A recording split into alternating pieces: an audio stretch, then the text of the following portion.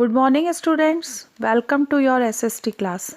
In this video, we will learn our chapter 10 of history, autonomous states in the 18th century. Autonomous means self-controlled. 18वीं शताब्दी के स्वायत्त राज्यों के बारे में अपन पढ़ेंगे इस चैप्टर में। जैसा कि हम जानते हैं कि मुग़ल एम्पायर जो था वो औरंगजेब के टाइम पर बहुत ज़्यादा ऊंचाई पर आया, लेकिन औरंगजेब की डेथ के बाद में ये बहुत ही ड्रामेटिक अंदाज में कोलैप्स्ड भी हो गया। उसकी मौत के कुछ दशकों के बाद ही मुग़ल एम्पायर की जो बाउंड्रीज थी उन्हें दोबारा से रीशेप हुई वो, और बहुत सारे ऑटोनॉमस स्टेट्स मुग़ल एम्पायर में सामने आए।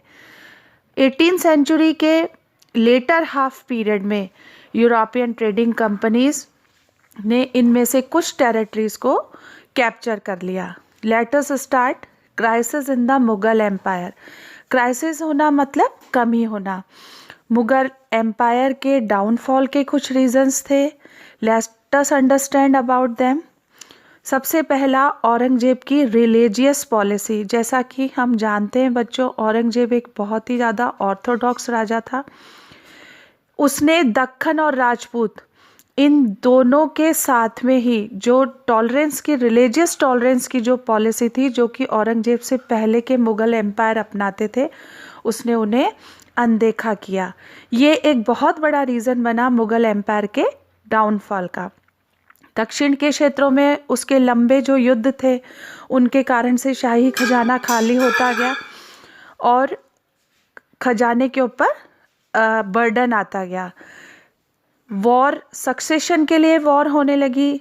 लग्जरियस स्टाइल जो कि रूलर्स की थी, उसके लिए भी ट्रेजरी के ऊपर ही प्रेशर आता था, और इस कारण से धीरे धीरे शाही खजाना खाली होने लगा। यहाँ पर दूसरा मेन रीज़न था कि यहाँ मुग़ल एम्पायर का औरंगजेब के बाद में कोई बहुत अच्छा सक्सेसर सामने नहीं आया। औरंगजेब के बाद के जो सक्सेसर्स थे वो वीक थे, और उनमें मतलब एक राजा की जो योग्यताएं होती हैं उनकी कमी थी। इस कारण से जो सक्सेशन था उसके लिए युद्ध होता गया। औरंगजेब के बेटों में, औरंगजेब के भाइयों में, चचेरे भाइयों में, और सिंहासन पर पहुंचना अब एक खूनी संघर्ष बन चुका था। औरंगजेब के समय पर मुग़ल एम्पायर बहुत बड़ी साइज पर पहुंचा था। एक अकेले आदमी के लिए इतना बड़ा एरिया संभालना बहुत ज़्यादा मुश्किल था। जब वो नॉर्थ में होता था तो साउथ में उसके अगेंस्ट में रिबेल हो जाती थी, साउथ में होता था तो नॉर्थ में हो जाती थी। और इसी कारण से बाद के जो मुग़ल एम्पायर्स थे उनके रीजन में दक्षिण, बंगाल, बिहार और उड़ीसा, इन्होंने अपने आप को इंडिपेंडेंट डिक्लेयर कर दिया। नादिर शाह और नादिर शाह के बाद में अहमद शाह अब्दाली, इनकी जो रेड्स हुई उससे एम्पायर बिल्कुल ही कमज़ोर हो गया। नादिर शाह ने मुग़ल एम्पायर को एक तरह से बिल्कुल हिला दिया, और इसका परिणाम ये हुआ कि मराठा, अवध, बंगाल और रोहिल्लास ये इंडिपेंडेंट हो गए। इन्वेजन्स ऑफ नादिर शाह, नादिर शाह के हमले। नादिर शाह जो कि ईरान का राजा था, उसने दिल्ली को 1739 में लूटा, और वो अपने साथ में ले गया कोहिनूर डायमंड और peacock jewels turn peacock throne of Shahjahan का सिंहासन। Invasions of Ahmad Shah Abdali.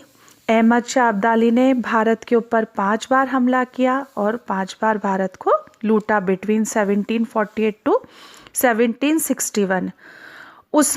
उसकी लूट का जो टोटल अमाउंट था वो लगभग 70 करोड़ रुपए के आसपास में था, जो कि उसे समर्थ बनाता था कि वो अपने एम्पायर को सालाना टैक्स से 3 साल तक फ्री रख सके।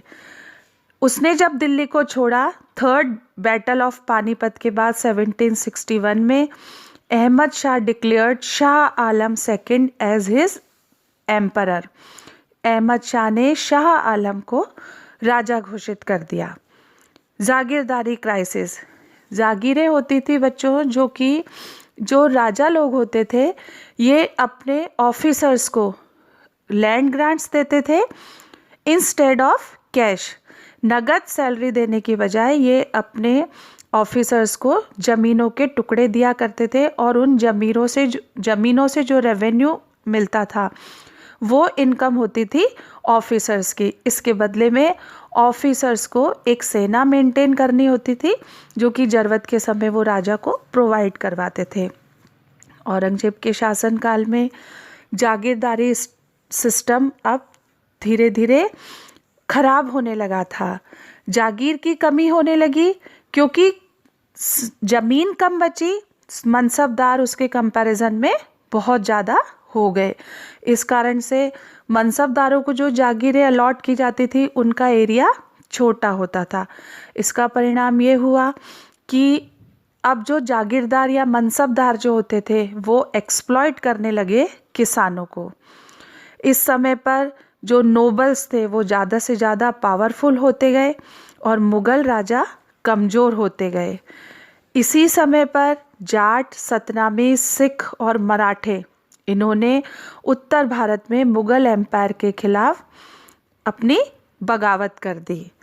एक और रीज़न था बच्चों मुग़ल एम्पायर के डिक्लाइन होने का कि मुग़ल एम्पायर्स के जो राजा थे, लेटर मुग़ल्स जो औरंगजेब के बाद के जो राजा थे वो लोग लग्जरियस लाइफ जीते थे और एक इस तरह के संसार में रहते थे जो कि सच्चाई से बहुत ज़्यादा दूर होता था। They lived in a Splendor world, that is why they remain untouched with their subject.